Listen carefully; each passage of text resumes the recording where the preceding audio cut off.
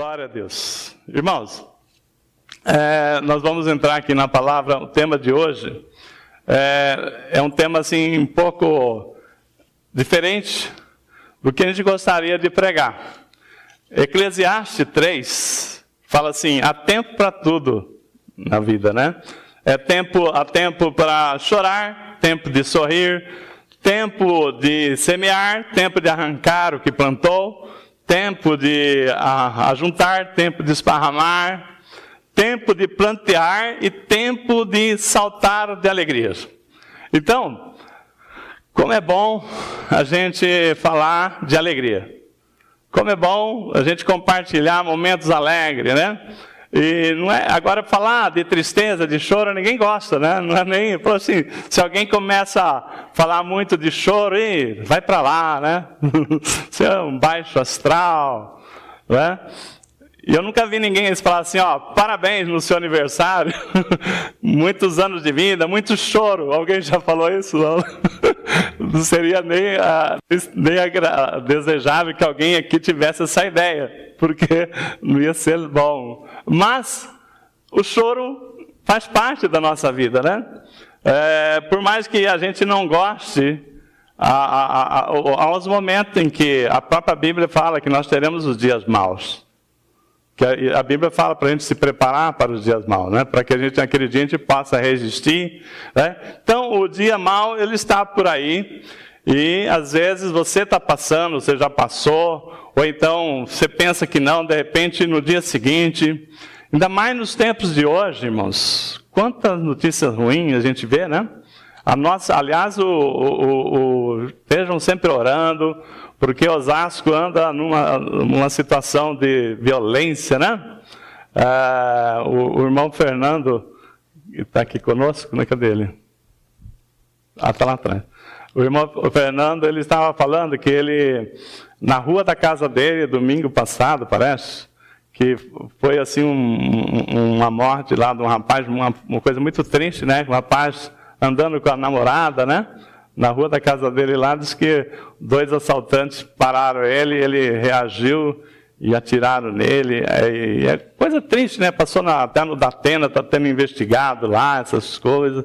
Então fala-se muito de situações tristes. E ele trabalha também com carro, né? Com Uber. E ele comenta aí os livramentos que Deus tem dado na vida, né, do trabalho dele. Então a gente tem que, nós temos que estar preparados, sabendo que Deus nos guarda, né, mas tem que estar sempre atento. Então, como eu disse, nós não gostamos a gente gosta de trazer palavras alegres e tal, mas hoje Deus pediu colocou no meu coração que o choro faz parte da nossa vida, né? Choro faz parte da nossa vida, mas como é que Deus trata com as nossas lágrimas? Então hoje nós vamos assim ministrar, né, uma palavra diferente. Como é que Deus lida com a nossa lágrima? Nós vamos falar do choro na presença de Deus. Vamos falar aqui quando você era criança, como é que você era? Chorão? Nós temos 2 filhos. E a Lilian, né, que ela não está aqui, a Lilian era uma criança muito chorona. O Rodrigo já era mais, né, estava sempre na boa. Mas como chorava a Lilian? Meu Deus, né? Alguém pegava ela, parecia que tinha espinho. Se alguém pegava, só a mãe e o pai, os parentes, amigos, pegavam no colo, era choro. Então, criança às vezes chora muito por dor, às vezes por alguma birra, às vezes a natureza. E quantas vezes você falou para o seu filho, não chora não, homem não chora. Não é verdade? É feio chorar. E agora que você cresceu, você chora? Você já chorou? E você tem vergonha de chorar? Né? Então, irmãos, aqui lá na igreja, eu, por exemplo, no dia, eu nunca fui de chorar em público, né? Nunca me lembro nenhuma situação. Mas no dia que eu aceitei Jesus, foi o maior vexame. O Espírito Santo me deu uma quebrada tão grande, eu já comprei esse testemunho para muitos aqui, né? Mas o dia que eu fui aceitar Jesus, que falaram olha, você tem que, já que você conhece que Jesus, você sabe que Ele é Filho de Deus, que Ele morreu na cruz, você sabe de todas as coisas, sim. Então você precisa só declarar Ele como o Senhor da sua vida. Aí eu falei, tá bom, o que precisa fazer? É você ler essa declaração aqui. Eu falei, mas só isso? Eu falei, porque eram os irmãos que estavam evangelizando a gente, né? E eu falei assim, mas olha, eu não falei com essas palavras, mas eu deixei claro. Eu falei assim, olha, vocês estão aqui há quase 1 hora falando conosco, e resumindo, é só isso que precisa, só ler esse papel, né? E na hora que eu falei, bom, então vou ler para acabar logo com isso, aí o Espírito Santo, né, aprontou comigo. Na hora que eu fui começar a ler com toda a minha autossuficiência, achando que eu era o tal, né, me deu um nó na garganta e eu comecei a chorar. E não parava de chorar, né? Foi a primeira inauguração do choro, o choro, né, o meu choro em público, né. Então, não sei você, às vezes em público ou em secreto, mas nós vamos falar do choro na presença de Deus, né? Então, ninguém gosta, né, do choro, mas o choro faz parte da nossa vida. E aí, Deus colocou no coração para trazer essa mensagem, e que no final a gente fique alegre, né? Mesmo aceitando que o choro faz parte. Amém? Vamos em frente? Então, o que a Bíblia fala sobre as nossas lágrimas? Abra comigo Isaías 25, 8.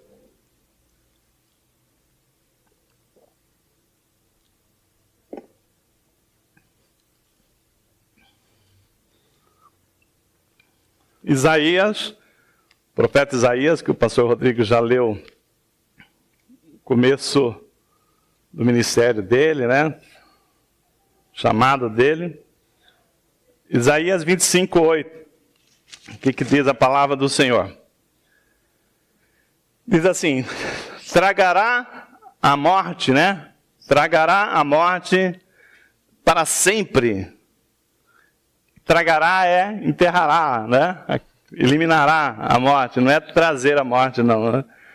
Tragará a morte para sempre, e assim enxugará o Senhor Deus as lágrimas de todos os rostos, e tirará de toda a terra o opróbrio do seu povo, porque o Senhor falou. Amém? Então, há uma passagem aqui na profecia de Isaías que Deus vai tirar a morte do nosso meio, né? E que enxugará o Senhor, Deus, as lágrimas de todos os rostos. Em Apocalipse 7,13 também, quando João teve a visão da revelação, né, que o Senhor deu a ele, Apocalipse 7, de 13 a 17, a palavra do Senhor diz assim, né, João estava lá, com o Senhor, conhecendo lá os céus, conhecendo a visão do fim dos tempos, e um dos anciãos tomou a palavra dizendo, estes que fez uma pergunta para ele, estes que se vestem de vestidura branca, quem são e de onde vieram? E João fala assim, pô, pergunta para mim, né? Fala assim, ó, tu sabes, Senhor, tu sabes, João responde. Então, o ancião lhe disse, são estes os que vêm da grande tribulação, lavaram suas vestiduras e alvejaram no sangue do Cordeiro. Razão porque se acham diante do trono e o servem dia e de noite no seu santuário. E aquele que se assenta no trono estenderá sobre ele o teu tabernáculo. Jamais terão fome, nunca mais terão sede. Não cairá sobre eles o sol nem ardor algum. Pois o Cordeiro que se encontra no meio do trono os apacentará e os guiará para as fontes de água viva. E termina aqui no verso 17 dizendo, e Deus lhes enxugará dos olhos todas as lágrimas. Então, a Bíblia termina aqui, Apocalipse, dizendo, né, que o Senhor, né, vai chegar um momento em que não haverá mais morte, não haverá mais dores, né? Não haverá mais motivo para lágrimas. Então, a palavra, né, há bastante revelação sobre isso. Inclusive, hoje, na ministração, a Hélida trouxe um louvor que falava que o Senhor enxugará todas as lágrimas, né? Então, isso aqui nós vemos na palavra do Senhor. Mas, até que esse dia chegue, né? Até que esse dia chegue, no dia do Senhor, né? Quando a igreja do Senhor se encontrará, né, com o Senhor nas nuvens, então serão outros tempos. Então, até que esse dia chegue, o que nós estamos falando aqui? Nós não podemos, assim, pregar que agora que você é cristão, que você está na igreja de Cristo, que você não tem mais motivo para chorar. Que você agora é só festejar, sorrisos. Então, não é verdade. O próprio Jesus fala, né? No mundo tereis aflição. Mas também não podemos, né, pregar que só vai haver aflição. Não podemos também viver debaixo de achar que você é que nem o crente, que nem prego, que só leva a martelada na cabeça, né? Não, né? No mundo tereis aflição, mas não necessariamente a nossa vida será a aflição. Então, o que nós vamos ver aqui, né? Que há tempo para tudo. Há tempo em que você vai estar sorrindo, né? Há tempo de festejar, mas vai ter o tempo de plantear também, porque faz parte da nossa vida. Agora, o que Deus colocou no meu coração de ministrar para os irmãos aqui hoje, e falou muito no meu coração, é como é que Deus trata com as nossas lágrimas.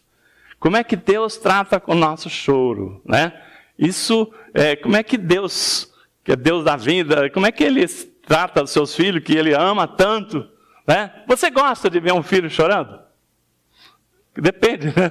Se for de birra, você fala assim, vem aqui que agora você vai chorar de verdade, né? Então não é assim?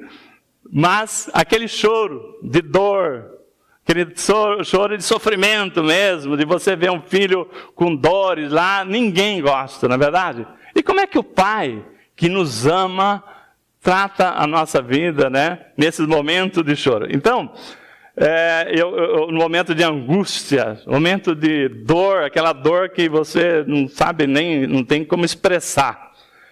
Salmo 56, 8. Salmo 56, 8. A palavra do Senhor, né? Deus começa a mostrar a ministração de como é que Deus trata com o nosso choro, a nossa dor, a nossa angústia, em Salmo 56, 8. O que diz lá a palavra do Senhor? Salmo 52, 8 diz assim: contastes os meus passos quando sofri perseguições, recolhestes as minhas lágrimas no teu odre, não estão elas escritas no teu livro? Então, o Senhor faz aqui através do salmista 3 afirmações. Ele fala o seguinte, né? Deus está tanto acompanhando os nossos momentos de perseguições. Tem hora que você fala assim, Deus esqueceu da gente, né? Porque nunca vi tanta luta, tanta perseguição, né? Então hoje nós cantamos aqui, preciso de ti, se as lutas, tempestades querem acabar. Mas eu sei que Deus está lá. Deus é o nosso socorro presente, né? No tempo de angústia, a nossa pedra, o nosso porto seguro. Olha o que ele diz aqui, 3 afirmações. Primeiro, que Ele acompanha as nossas lutas. A palavra do Senhor aqui está falando assim, contastes os meus passos nas minhas perseguições. Olha, Deus é tão tremendo que Ele saberia dizer, cada um de nós, quem é que andou mais perseguido do que o outro. Porque Ele contou cada passo que você foi perseguido. Ele sabe. Do Fernando, sabe da Alessandra, sabe da Fabi, do André, de cada um de nós. Ele sabe quantos passos você correu, ou que você teve que recuar, ou que você sofreu, que você carregou. Ele sabe quantos passos você caminhou nas suas perseguições. Mas, a terceira afirmação que ele faz, que é tremendo, a palavra diz aqui que ele recolhe cada uma das nossas lágrimas no seu odre. Ele recolhe cada uma das suas lágrimas. Irmãos, então Deus se preocupa com o nosso choro.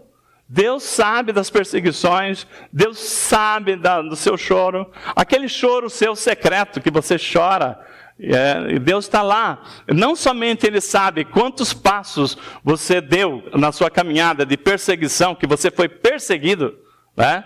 Como Ele sabe quantas lágrimas que você derramou.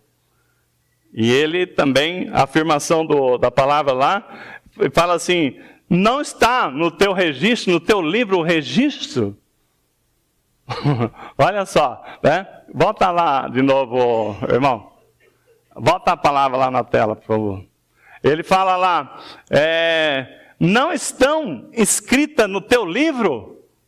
Não só Deus recolheu cada lágrima no teu odre, como Ele catalogou. Acaso não estão anotadas em teu livro? Olha só como é que Deus acompanha os nossos momentos de luta, de choro, de angústia, né? Então Deus está acompanhando. Aí, eu pergunto, né? O que será que Deus recolhe as lágrimas? Por quê? Por que Ele anota essas lágrimas, né, no livro? Então você começa a estudar. Se Deus... Então, a coisa que nós concluímos aqui é que o nosso choro na presença de Deus chama a atenção de Deus. Não passa em branco. Então, aquele choro que você já chorou, aquele choro que você vinha chorar, que você não quer chorar, mas que a situação vai fazer você se quebrantar na presença de Deus, Deus sabe cada lágrima caída. E sabe, não só sabe, né, que Ele acolheu ela no odre, como também Ele registrou no teu livro, né, cada lágrima. Então, ela chama a atenção de Deus. E quando a gente fala isso, tanto é verdade que em 2 Reis, capítulo 20, quando fala do rei Ezequias, né, todo mundo nós já pregamos essa palavra aqui, que o rei Ezequias estava enfermo, foi um rei que teve um bom desempenho, né? Fez tudo que era agradável ao Senhor, e ele estava enfermo, e Deus mandou o profeta Isaías ir lá falar para ele: prepara a tua casa que você vai morrer. E aí o rei Ezequias chora, né? Chora, e nesse momento em que a palavra diz que Deus presta atenção, que qual foi a reação? Primeiro, Deus mandou lá o profeta Isaías, falar assim: fala para o rei Ezequias que prepara a sua casa, que ele vai morrer. Essa enfermidade é para a morte. E a hora que o profeta vai lá e profetiza para o rei Ezequias, e a palavra diz que o rei Ezequias vira para a parede e começa a orar, clamar e chorar. E chora muito, chora muito. E Deus não só presta atenção, como Ele fala imediatamente para Isaías voltar lá. Porque ele já ouviu imediatamente e fala: volta lá, e diz assim: Deus mandou falar assim: eu vi as tuas lágrimas e eu ouvi as tuas orações. Olha só, né? Deus está ligado no seu choro. Deus está ligado na tua lágrima. Deus está ligado nos momentos que nós, como igreja, passamos. E às vezes você fala assim: eu estou sofrendo. Se Deus estivesse olhando, Ele estava me ajudando. Mas Deus está preocupado. Deus está olhando. E Deus tem um propósito de trabalhar essa situação quando nós temos o Senhor, né? Então, a palavra diz que Ele enxugará todas as lágrimas, né? Como nós já vimos antes. Então, Deus está observando a lágrima. Então, elas não estão passando em branca nuvem. Então, às vezes, irmãos, se você é um marido ausente, ou uma esposa não muito ligada, ou uma mãe não muito perceptiva dos filhos, ou um filho não muito ligado com os pais, pode ser que você não saiba as lágrimas de um ou de outro no secreto. Às vezes uma lágrima, né? No travesseiro. Mas Deus sabe. Às vezes a pessoa que está do seu lado não sabe o seu sofrimento, mas Deus sabe. Então isso é que a gente fica assim: poxa vida, né? Esse Deus é tremendo, né? Ele sabe, Ele cuida, né? Mas por que eu sofro? Por que Ele me deixa sofrer? Então, esse porquê é outra história, mas eu queria que os irmãos começassem a entender um pouquinho como é que Deus lida com a nossa lágrima. Quando a palavra diz que Ele recolhe cada lágrima no teu odre, né? Aí os irmãos falam, mas o que é odre? Eu vou pedir para os irmãos colocar aqui uma apresentação de PowerPoint que eu preparei para explicar para vocês, né? Para vocês entenderem essa palavra. Quando fala em odre, né? O odre é uma espécie de cantil. Cantil é para carregar água no deserto, mas o odre, nós vemos lá a questão a palavra que está lá em Mateus 9,17, que fala, não se coloca vinho novo em odre velho, porque vai arrebentar. Lembra essa passagem? Diz ali, ó, nem se põe vinho novo em odres velhos, do contrário, rompe-se os odres, derrama-se o vinho e os odres se perdem, mas põe-se vinho novo em odres novos e ambos se conservam. Então, odre é uma espécie de cantil, aquele ali, ó, odre novo, é um cantil feito de couro. Esse cantil normalmente se faz para carregar água, mas naquela época, né, as pessoas tratavam o vinho no cantil. Né? Como assim, pastor? O vinho era amassado no lagar. Então, como é que fazem a uva?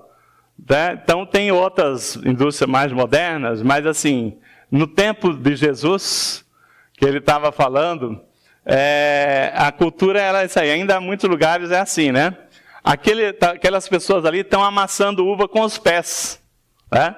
Ali é um lagar. Gideão estava no lagar, escondido do ataque do povo, dos inimigos do povo de Deus, né?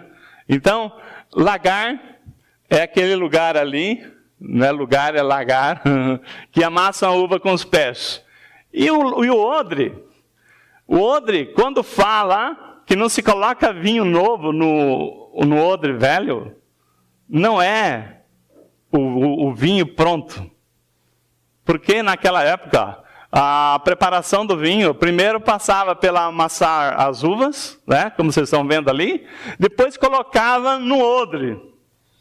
E o odre era o recipiente lá, que hoje usam tonéis de madeira, tudo preparado, mas naquela época usava esse odre, que é um tipo de um cantil que vocês estão vendo ali de couro, para curtir o vinho. E se coloca um vinho na fase de fermentação num odre velho, olha lá o que acontece lá, né? Ele vai estourar. O vinho novo não é vinho pronto, é a massa da uva, tá? Não se coloca a uva amassada para fermentar no odre velho, porque senão estoura. Quando fala nisso aí, nós tivemos uma experiência lá em casa, há alguns anos atrás. A gente trouxe bastante jabuticaba do sítio da minha cunhada, né?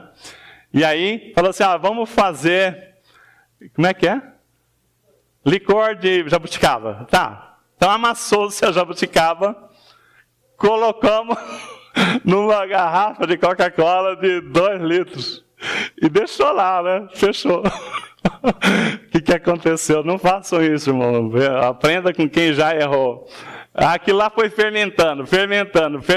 Chegou uma hora que estourou aquela garrafa e a pintura da cozinha ficou vermelha inteirinha, né? Imagina uma garrafa de 2 litros de licor estourando. Exatamente o que Jesus está falando ali. Não se coloca vinho novo em odre velho. Né? Por quê? O odre, né, que é couro novo, vai resistir à fermentação. Mas o odre velho, que já está ressecado, com certeza, na hora que a fermentação vier, e é na fermentação é que se faz o vinho. Né? Então o vinho fermentado, assim, a uva fermentada, tá, vai e produz o vinho. Então, e o vinho, irmãos, o final da história é um resultado bom. Né? O vinho fermentado, depois de tantos anos ali curtido no odre, vai tornar-se um vinho muito bom. Ainda ontem eu via uma reportagem lá da Europa, né, de uns lugares lá preparando o vinho, e falava um lugar da França, o vinho mais caro do mundo, né? Segundo foi falado ali. Uma garrafa custa mais de 100 mil reais. E o mais perto que uma pessoa comum como nós pudesse chegar daquelas uvas ali, era um muro que separava a divisa, né? Nem da garrafa não era, né? Porque tamanho é o preço. Então, o que é isso? A qualidade, a preparação e tal. Então, irmão, voltando aqui para a nossa palavra. Deus recolhe cada uma das suas lágrimas, das nossas lágrimas, no seu odre, né? Aí, você começa a entender, então, essa passagem aqui, né? Não se coloca vinho novo em odre velho. Por que se coloca vinho novo? O vinho novo, então, vocês entenderam, não é o vinho pronto, é a amassada da uva ali para fermentar. Então, ali, nisso aí, está a preparação, a transformação da uva, daquele suco de uva, num vinho fino, num vinho apreciado. E o vinho, na Bíblia, representa alegria. Amém? Então, o que nós estamos falando? Que Deus prepara, registra, e pega cada lágrima nossa e coloca no seu odre. Por quê? Porque ali vai se cumprir a palavra de Deus, que Ele transforma a nossa tristeza em alegria. Então, quando Ele está colocando ali, é o lugar que a minha angústia, o meu sofrimento, a tua angústia, o teu sofrimento, as tuas lágrimas, está sendo trabalhada, está sendo gerada alegria. Deus está preparando para transformar, assim como Ele transforma-se uva fermentada em vinho, que é alegria, transformar a lágrima em alegria. É isso. Quando você vê lá a palavra do Senhor, né? Então Deus tem o poder de transformar lágrimas em momentos de alegria. Então veja Salmo 30, de 11 a 12. Olha o que o salmista fala. Mudaste o meu pranto em dança, a minha veste de lamento em veste de alegria, para que o meu coração cante louvores a ti e não se cale. Meu Deus, eu te darei graças para sempre. Em Jeremias 31:13, então a virgem se alegrará na dança, e também os jovens e os velhos. Tornarei o seu pranto em júbilo, alegria, e o consolarei. Transformarei em regozijo a tua tristeza. Então, Deus transforma a tristeza em alegria. E quando Ele fala que Ele está recolhendo as nossas lágrimas, é para isso. Deus falou assim, cada lágrima que você chorar, cada lágrima que você passar, cada momento de angústia, sofrimento, eu estou catalogando. Eu estou preparando. Não é por acaso. Porque Deus falou assim, não vai ficar barato essa situação. Eu vou te devolver isso com alegria. Porque às vezes tem momentos que nós mesmos causamos a tristeza. As nossas angústias, os nossos sofrimentos por escolhas erradas. Então, nós temos que encarar que muitos do nosso choro não foi Deus que fez, foi nós mesmos que escolhemos. Né? Aquela pessoa que o pai falou, não, esse rapaz não serve para você. Né? Isso não é... Né? Você tem que escolher uma pessoa da igreja, né? Uma pessoa que conhece a palavra. Não, pai, eu vou converter ele. Depois um dia eu vou trazer uma palavra bem nessa área aqui. Então, irmãos, às vezes o pai fala, né? A palavra fala e a pessoa vai para o lado errado. Aí quebra a cara, aí chora. Então, é a escolha. Nós escolhemos muitas vezes, né, a situação. Agora tem vários tipos de choros, né, na Bíblia. Mas uma coisa importante, que o choro precede a vitória. Não todos os choros, mas o choro que precede a vitória. Quando nós falamos do próprio rei Ezequias, que ele virou para a parede e orou, falou, Senhor, eu não fiz isto, eu não fiz aquilo, eu não fui íntegro, eu não fui aquilo, o que acontece e tal? E Deus ouviu suas orações. A palavra, ele fala para Isaías, volta lá. A palavra diz que Isaías não tinha nem saído do recinto do palácio, e Deus já deu a ordem para ele, volta lá. Tem uma outra mensagem para o rei Ezequias. vai falar para ele que eu vou dar mais 15 anos, que eu vi as suas lágrimas e ouvi a sua oração. Então, o que aconteceu? Naquele momento que ele estava com uma enfermidade, que ele não ia vencer aquela enfermidade, o choro, aquela dor de ouvir aquela situação, aquele momento de indignação com o que estava acontecendo com ele, ele clamou ao Senhor, ele chorou nos pés do Senhor, o Senhor viu a lágrima dele, ouviu a sua oração, e ele deu mais 15 anos para o rei Ezequias. Então, quer dizer, foi um choro que precedeu a vitória, amém? Quando nós vemos na palavra lá que Jesus chorou quando ele viu, né, a situação de Lázaro, morto já há 4 dias, que todas as suas irmãs, Jesus, se tivesse vindo antes, meu irmão não teria morrido, né? E aquela situação, mesmo Jesus estando ali, sabendo que ele estava vindo com toda a calma, porque era para a honra e glória do nome do Senhor. Aquela morte não era uma morte ele estava dormindo, ele ia ressuscitar Lázaro. Mesmo sabendo que haveria um milagre ali, Jesus chorou, né? De ver todo aquele sofrimento daquelas pessoas com a perda de Lázaro, né? Jesus chorou, ou seja, até o choro de Jesus precedeu ao choro de uma vitória. O choro de Jesus no Getsêmani foi o maior choro, né, de verter lágrimas de sangue, né? A lágrima de sangue, assim, ele transpirava sangue, e ele precedeu a maior vitória, né? Porque ele venceu a morte, né? Venceu toda a vitória nossa, né? Está ali naquele momento ali. E quando nós falamos, né, do choro que precede a vitória, nós lembramos ainda do choro de Ana, a mãe de Samuel, lá em Samuel 1,13, se não me engano.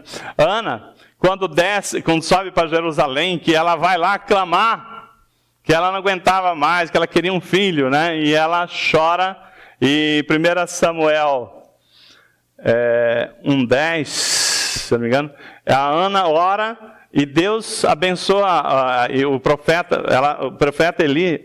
sacerdote Eli achou até que ela estava bêbada. Por que está bebida? Está dando assim a bebida? Ela falou, mas eu não bebi. E o choro de Ana foi tão, assim, de tal forma, ela se derramou mesmo na presença de Deus, que Deus já abençoou ela naquele momento. A hora que ela faz a oração e que ela chora, que ela faz aquela oração, aquele choro também precedeu a vitória. Porque a Bíblia diz que o seu semblante já não era mais caído. Porque ela já recebeu, né? Quando você sabe que Deus te ouviu, quando você clama e sente aquela confirmação no coração que Deus está contigo ali, você se alegra, né? Mesmo aquilo que nós pregamos domingo passado, mesmo que você ainda não veja a circunstância exterior, mas no seu interior você já está sentindo a vitória que já está dada naquele momento. Então, nós falamos de um choro que precede a vitória, né? Mas o choro, né, que nós temos que chorar, nós temos que chorar no lugar certo, na presença do Senhor. O choro da indignação. Mas o choro da indignação, né, tem que ser, você não pode falar, não, eu sou homem, eu não posso chorar. Quem disse para você? Você falou para o seu filho, mas talvez você quisesse falar para ele parar de chorar, que estava chorando muito, mas assim, o choro faz parte, né? Ninguém aqui deve ser tolhido de chorar, principalmente quando você está angustiado. Quando a gente estava numa outra igreja, o ministério anterior a esse, né? Que nós tivemos só 2 ministérios. Primeiro, que Deus nos encaminhou para chegar aqui, né? E naquele ministério tinha um casal que foi líder de casais como nós, mas ele era pastores. Não era pastor titular, mas era um pastor na igreja. E era um casal que nós auxiliamos ele em intensivo de palestra para mais de 100 casais. Nós fomos lá ajudá-los nesse ministério. Pessoas tremendamente usadas por Deus assim no ministério. E essa mulher, né, essa japonesa, ela, uma serva de Deus tremenda, fiel ao Senhor, né? Se você fala assim, você tira o chapéu assim, para aquela mulher, né? A gente sabe que todos nós temos defeito, mas assim, a gente vê a perseverança daquela mulher. Um dia, ela descobre que o seu marido, pastor, pregando para casais, tinha outra família. Imagina a dor dessa mulher. E ela contava para nós, assim, a minha esposa conversava muito com ela, né, para tentar ajudar a superar essa fase. E ela falava assim, que ela entrava no quarto e ela berrava. Ela não falava, ela berrava, ela fechava as portas, a janela, e ela falava assim, e clamava com Deus, né? Então, irmãos, quando você tem uma situação, fecha as portas, fecha a janela, né? Fala para as crianças, né? Dá um tempo aí, né? Agora é o seu tempo com Deus. E você tem que mesmo se quebrantar. Então, Deus ouve. Então, quer dizer, não tem nada. Nós temos mesmo um momento em que nós somos humanos, nós sentimos. E, então, não tem nada que falar assim, né? É feio você chorar, né? Mas saiba que Deus é poderoso para transformar cada lágrima nossa em alegria. Cada lágrima que você chorar, que você tiver momentos, que ninguém deseja isso para ninguém, mas se você tiver passando por momentos que você de indignação, sofrimento, você saiba que cada lágrima, cada momento seu, Deus está contando, né? Tremendo, irmãos. Eu, preparando essa palavra aqui, eu me emociono porque eu falo assim, como que nós servimos um Deus tão maravilhoso? Às vezes a gente pensa que Deus esquece de você, mas quando você vê na palavra que Ele está colhendo cada lágrima, né? Quantas lutas, quanto choro você já não deve ter tido, nada disso passou em branco na presença de Deus. Então você saiba que Deus, Ele observa, né? Então, o choro precede a alegria, né? De muitos milagres, que nem nós falamos aqui. Às vezes você está na igreja já há algum tempo. Alguns falam assim, já estou aqui há 10 anos, 5 anos. Que nem o pastor Rodrigo brinca, 30 anos, né? Irmãos, tem momento que as coisas vêm e te balançam, tá? Balança. Balança e você fala assim, eu não sei se eu vou aguentar. Tem hora que você vê tanta luta, principalmente se você é uma pessoa que tem um chamado de Deus, que você está lutando, né? E a hora que você resolve ir para a linha de frente, aí o inimigo vem para tentar devolver você para o banco, né? A hora que você começa a despontar, o inimigo começa... Eu costumava ouvir uma ilustração, quando o caçador vai caçar perdiz no campo, não é um bom exemplo aqui, caçar, né? Mas assim, só para vocês entenderem a ilustração, ele manda o cachorro, né, na frente, o cachorro perdigueiro caça perdiz. E ele vai, as perdizes estão todas escondidinhas, amoitadas. Você não enxerga uma, ela é da cor do capim. Mas ele manda o cachorro na frente, o cachorro vai, e no que o cachorro sente o cheiro, o faro, e levanta ela, a primeira que levantar, o caçador abate. O inimigo faz assim, né? Quando ele vê você se levantando para trabalhar no ministério, para fazer, então ele vem com tudo, mas o Senhor é maior. O Senhor vem com a tua graça, né? Mas às vezes você passa por desfaladas, né? Você passa por situações, e aí a gente vê às vezes pessoas aqui ausentes presente dos nossos cultos, e pessoas que estão às vezes feridas. Pessoas que não têm acompanhado, não estão entendendo, mas Deus está cuidando. Então a pessoa precisa ser fortalecida. Então quando nós vemos aqui, por exemplo, tem pessoas que se sentem um verdadeiro Jó. Tem pessoas que já levou tanta lambada, né? E está levando tanta cacetada, e às vezes é uma atrás da outra, que às vezes, e aí vem ainda aqueles emissários do diabo. Quando você escorrega, quando acontece alguma coisa que você é jogado no chão, às vezes vem para jogar você no chão, uma calúnia, uma situação, um desemprego, uma enfermidade. Aí chega ainda o emissário do diabo e fala assim, e aí, crentão? Você não era o tal? O que está fazendo aí? Você não é filho de Deus? Né?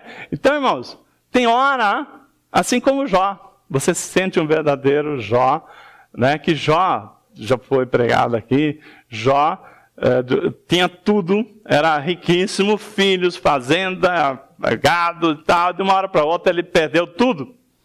Perdeu a saúde. E aquele sofrimento, aquela dor, e ainda só restou, né? A Bíblia diz assim, né? Não fala nesses termos, mas a gente acrescenta para poder ficar mais contundente. Deixou a mulher ainda dele para praguejar. Jó, vê se agora desiste desse Deus. Vê se agora desiste desse Deus. Mas Jó falou assim, eu sei em quem eu tenho crido, né? E a palavra diz, ser fiel até a morte, e você receberá a coroa da vida. Então você ser fiel até a morte. E Jó foi fiel. Jó não abriu mão de Deus, mesmo naqueles momentos de angústia, aqueles amigos ali, né? Os amigos de Jó, assim como o pastor Rodrigo falou, se você, às vezes, você não sabe o que fazer, mas se você está sabendo de alguém que está passando por momentos, que está precisando de uma ajuda, vai lá fazer uma visita, dá um abraço. Os amigos de Jó ficaram 7 dias sem abrir a boca para Jó, porque tamanho era o sofrimento que ele não sabia o que falar. Mas às vezes você vai no hospital, vai na casa da pessoa, e só o fato de você estar junto lá, né, assim, assim, compartilhando esse momento de sofrimento, a pessoa já se sente, né, abraçada. E aí, depois que os amigos dele ficaram em silêncio, começaram quando abre a boca e fala besteira, né? Jó, o que você pecou, Jó? Né? Para você estar passando o que você passou, você fez um negócio muito feio, Jó. E Jó, absolutamente era uma pessoa íntegra, que Deus tinha falado até para Satanás. Você viu meu filho Jó? Pessoa justa, íntegra, não tem outro igual. Irmãos, mas Jó, ele chegou o momento também dele que ele falou assim, se eu encontrar com Deus, se eu encontrar com Deus, eu vou falar com Deus. Eu quero ter essa oportunidade de chegar a Deus, né? Por que eu estou passando por isso, se aquilo, por isso, por aquilo? Vou questionar Deus. E Deus deixou ele extravasar. Aí Deus falou assim, agora fica quieto que agora eu vou falar. Aonde você estava, Jó, quando eu criei o céu e a terra? Se você se acha tão inteligente, onde que estão as colunas de sustentação da terra? Aonde você estava? Né? Quem é que foi que colocou um limite no mar, onde as maiores ondas não passam daquele ponto que eu ordenei? Então Jó calou o bico. Então, irmãos, nós temos o direito de falar, temos o direito de questionar. Deus não vai por causa disso, você não vai perder ponto com Deus. Mas é bom que você fale o que você está pensando. Jó falou tudo o que estava pensando. E também ele conheceu Deus, né? Porque ele falava assim, antes te conhecia de ouvir falar, mas agora de contigo andar. Irmãos, Deus, mesmo na dor, é bom você conhecer Deus. Mesmo na dor, principalmente nesse momento, você vai conhecer Deus, né? Então não se preocupe que Deus está do seu lado. Deus está contigo. Então não importa o seu sofrimento, Deus está contigo. Mas como Jó entendeu, se quebrantou, se colocou no seu lugar, e ele percebeu o quanto os amigos dele estavam sendo idiotas naquelas acusações, Jó, na sua misericórdia, ele ora para os seus amigos. Isso aí é importante, né? Você sofrendo, enfermidade terrível, você precisando ser ajudado, e você tem que ajudar a outra pessoa. Quantas vezes você falou assim, olha, vai para aquele lugar. Eu que estou precisando ser atendido, vou ter que cuidar ainda dos outros. E chega numa situação dessa que Jó viu que os amigos dele precisavam mais dele do que ele dos amigos. E ele ora para os seus amigos. E o que aconteceu? A Bíblia diz que quando Jó orou pelos seus amigos, Deus restaurou a vida de Jó. Né? Deus devolveu tudo em dobro para ele. Ele teve novos filhos, teve o gado, teve a riqueza. Então, é isso aí, irmãos. Você acredita que nós servimos esse Deus restaurador? Você pode ter perdido tudo, ter perdido coisas preciosas, mas Deus restaura. Deus conhece, né, o nosso interior, Ele sonda, né? Mas aí não é qualquer choro, né, que vai agradar a Deus, né? Nós sabemos que Deus não é bobo. Deus ninguém engana, né?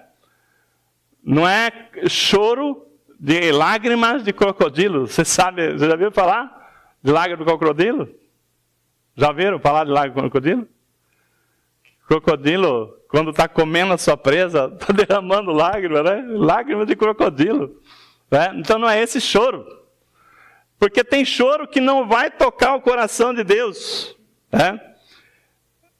O importante, irmãos, é quando você chorar, você chora no lugar certo, né? Chora nos pés do Senhor. Não é chorar com pessoas que não têm a menor consideração para Deus, que vai ser mais um para falar, é isso mesmo, né? Eu falei para você que não valia a pena, você está indo na igreja. Você chorou no lugar errado. Né? Não vai procurar pessoas que não têm condição nenhuma de te ajudar, né? Pessoas que não têm compromisso nenhum com Deus.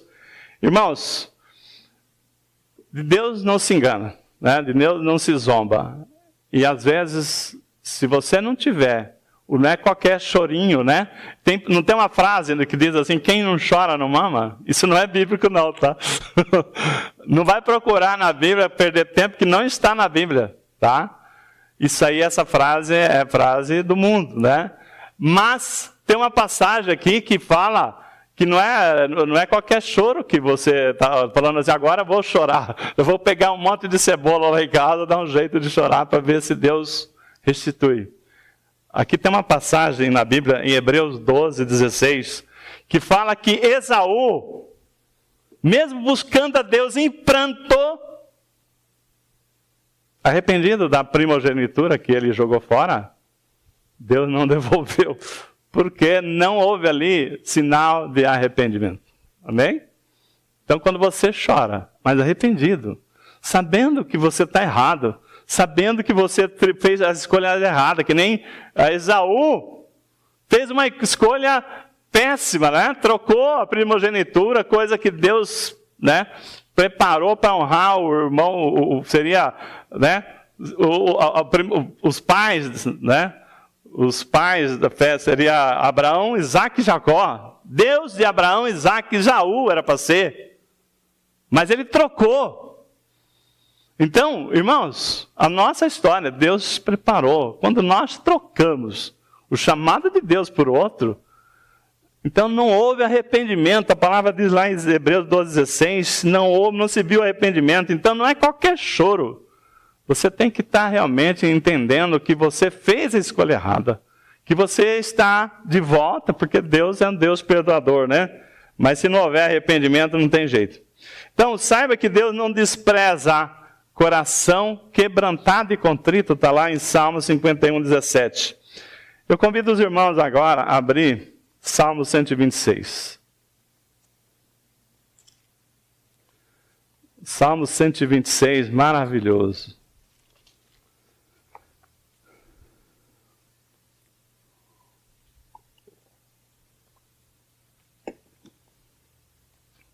Diz assim a palavra do Senhor. Quando o Senhor restaurou a sorte de Sião, ficamos como quem sonha. Então a nossa boca se encheu de riso, a nossa língua de júbilo. Então entre as nações se dizia, grandes coisas o Senhor tem feito por eles. Com efeito, grandes coisas fez o Senhor por nós, por isso estamos alegres. Restaura, Senhor, a nossa sorte, como as torrentes do Neguebe. Os que com lágrimas semeiam, com júbilo ceifarão. Quem sai andando e chorando enquanto semeia, voltará com júbilo trazendo os seus feixes. Irmãos, Deus está falando aqui, né, através desse salmo. Restaurou a sorte de Sião. Então vocês sabem que o povo de Deus se afastou de Deus, se afastou de Deus, fez coisas erradas ali, mas eles se quebrantaram e voltaram, e Deus restaurou a sorte do povo de Deus. E às vezes, Mas até chegar lá, quanto sofrimento esse povo passou. E às vezes, irmãos, nós estamos assim em situações que você não está vendo mais as coisas, o vento soprar a favor da sua vida. Às vezes você está se sentindo como o povo de Deus estava se sentindo. Porque a sorte, aquilo que Deus abençoava tanto, de uma hora para outra, Deus tirou a mão do seu povo e o povo passou a sofrer cativeiro. Foi levado cativo, sofrimento, escravos, ficaram, dominados tantos anos. Às vezes, nós estamos assim no sofrimento, às vezes você está no meio da luta, mas o que diz a palavra do Senhor? O Senhor restaura. O Senhor restaura e aí transforma, a nossa boca se encheu de riso, a nossa língua de júbilo. Entre as nações dizia, grandes coisas o Senhor fez no nosso meio. Por isso nós estamos alegres. Então fica como quem sonha. Fala, eu não estou acreditando que Deus fez comigo. Agora uma coisa tremenda que Deus fez, que a palavra diz aqui, que fala, que Deus faz, restaura o Senhor a nossa sorte como as torrentes do Negueb. É fantástico. Fantástico a torrente de Negueb. Eu preparei eu peguei na internet um vídeo, para vocês entenderem essa ministração. Apaga a luz e solta o vídeo para nós, por favor. 2 minutos. O Negueb está hoje localizado no extremo sul da Palestina. Um lugar muito árido, um dos mais baixos da região. O deserto do Negueb é uma grande extensão de terra improdutiva. No entanto, quando a chuva serôdia, que cai abundantemente na região por um longo período de tempo, a água é armazenada nas partes mais altas da região.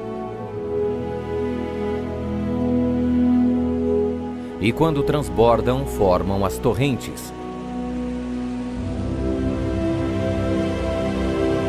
que invadem o deserto, trazendo grande inundação e transformando a terra árida em um rio que produz vida.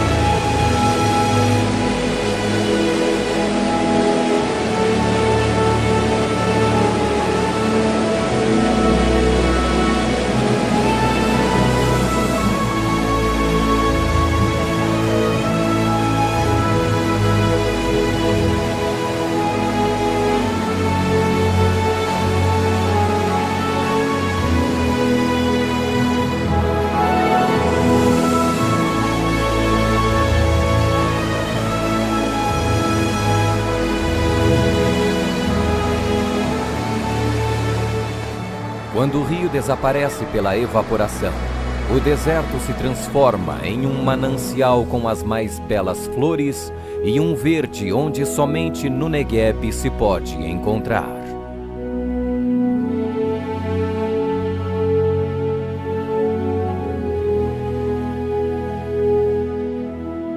Ó Senhor, faze com que prosperemos de novo, como as torrentes no Negueb.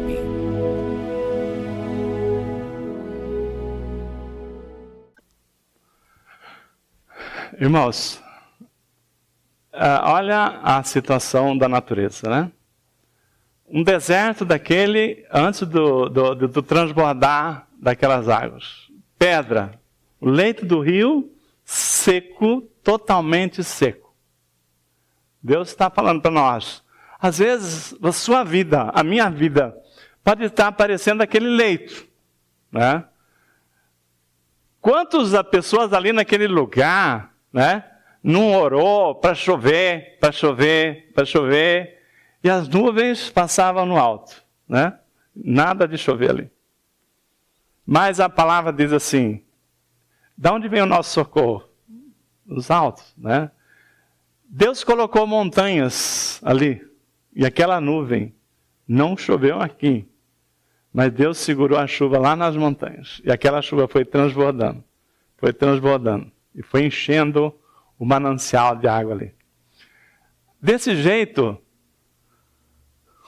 é as lágrimas que você tem chorado. Às vezes, Deus vai colocando ali naquele odre, vai represando, e você não vê. Você acha que Deus jamais vai mudar a sua situação. Mas quando você vê um leito seco daquele, Deus mandar a água represar. É a mesma coisa de cada lágrima que você chorou, que Deus colocou naquele outro, para que você tenha certeza que aquilo que era seco na sua vida, aquilo que não tinha vida nenhuma, Deus tem poder de transformar aquele leito em vida. Vocês viram ali?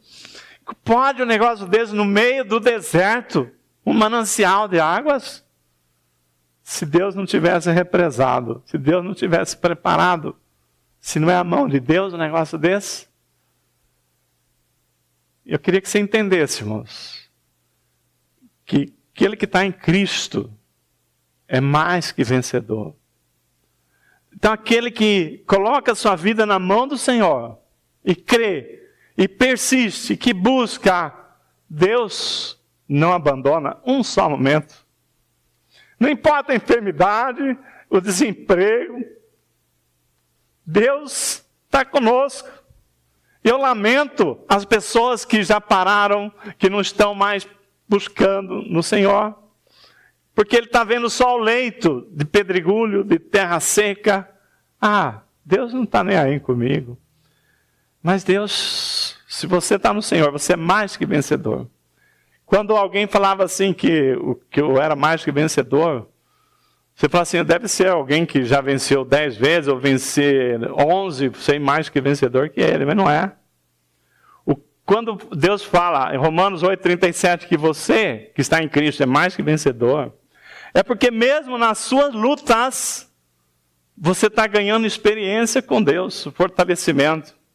Fé, para você saber que, por mais que o deserto esteja mostrando ali nenhum sinal de vida, Deus é poderoso para transformar aquilo ali em vida. Transformar a situação. Então, o que nós precisamos? De acreditar, né? Que Deus está olhando, né? Deus está acompanhando as suas dores, sua angústia. Coloque-se em pé para nós, estamos encerrando.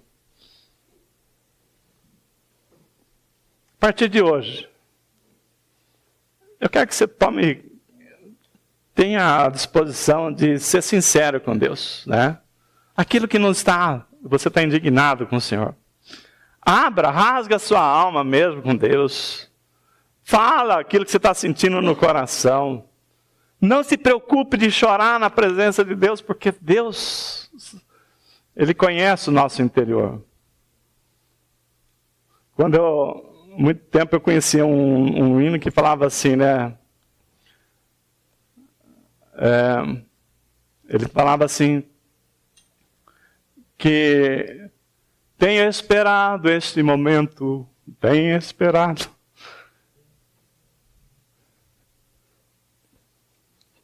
Ajuda aí. Tenho esperado este momento, tenho que viesses a mim. Eu sei bem que tens sofrido, sei também.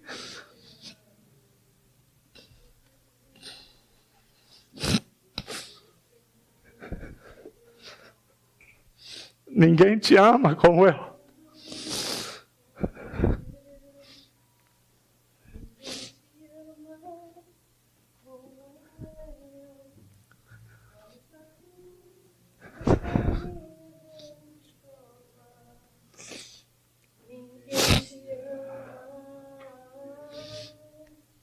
Como eu. Deus está falando que está esperando você vir na presença dEle. Rasgar o seu coração, falar das suas dores, das suas angústias, mas saber que é um Deus que transforma o deserto em vida. A morte que você achou que não tinha mais jeito, Ele transforma ela. Aleluia. Começa a pensar, lembrar que cada lágrima você chorar, você chorou. Aleluia. Hein? Aleluia.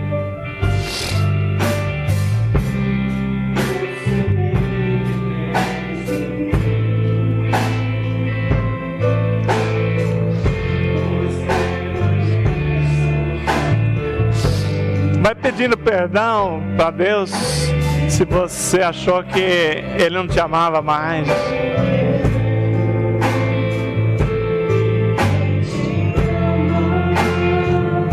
Como eu, ali pra cruz, essa é a minha grande prova. Ninguém te ama como eu, te ama como eu.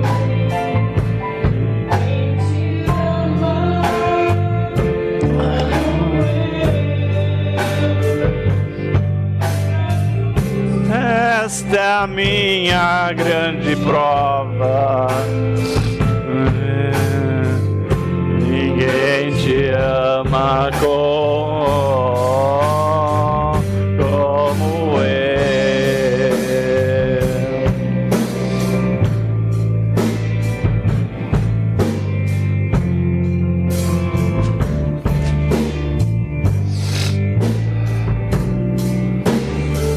Às vezes você pode ter chorado por uma perda de alguém. Ninguém vai substituir essa dor de uma perda, não é. Mas se você está em Cristo, você sabe que um dia nós vamos estar todos juntos na glória. Então você pode ter certeza, né? Porque isso vem na tua alma, a certeza que aquela saudade, aquela dor é para ser chorado, não tem jeito. Mas você saber que a tua lágrima, Deus vai substituir ela por alegria. Eu não sei, foi colocado aqui pela Hélida no início, que muitas pessoas com o semblante baixado, muitas lutas, mas Deus tem falado fortemente no meu coração, que Ele está colocando no outro, assim como aquelas nuvens foram guardando aquelas águas para poder transbordar e mudar uma situação. Deus vai transbordar nas nossas vidas. Para encerrar, quando Jesus orou lá no templo, Ele citou Isaías 61. Jesus falou o seguinte: o Espírito de Deus está sobre mim. Isaías, né? Jesus citou: o Espírito do Senhor está sobre mim, porque o Senhor me ungiu para pregar boas novas aos quebrantados. Ele enviou-me a curar quebrantados de coração. Irmãos, amolece seu coração. Tem gente tão má ainda, mesmo voltando na igreja. Deus enviou Jesus para pregar boa nova aos quebrantados, a proclamar a libertação aos cativos. Então, se você está se sentindo preso, não se preocupe, o Senhor vai te libertar. O Espírito de Deus está sobre nós para isso. Pôr liberdade os algemados, apregoar o ano aceitável do Senhor. Essa mudança que nós estamos esperando, que eu creio que Deus vai mudar uma nova história. E o dia do vingança, nosso Deus, a consolar todos os que choram, a pôr sobre os que estão em luto uma coroa em vez de cinza,